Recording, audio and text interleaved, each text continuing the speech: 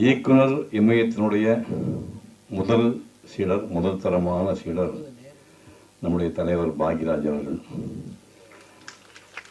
அவர் கிராமத்து கதைகளை கவித்துவம் எடுப்பார். இவர் கிராமத்து கதாபாத்திரம் ரத்தமும் சதையுமாக எடுத்து காட்டக்கூடியவர். ஒரு 10-15 ஆண்டுகள் இந்திய அளவிலே திரைக்கதை சக்கரவர்த்தியாக இருந்தவர் பாக்யராஜ் அவர்கள். அந்த இடத்துல யாருமே அடைக்க முடியல. இன்னைக்கு வரைக்கும் அந்த இடத்துல யாரும் அடைக்க முடியும். அப்படி திரைக்கதை சக்கரவர்த்தியாக இருந்த ஒருவர் 1984 இப்போ ஒரு 40 ஆண்டுகள் 203 திரைக்கதைகளை எழுதி அதை ரெஜிஸ்டர் பண்ணியிருக்கிற காரைக்குடி நாராயணன் அவர்களை வாழ்த்துவது, பாராட்டுவது சாரத் பொருத்தோட விஷயம்.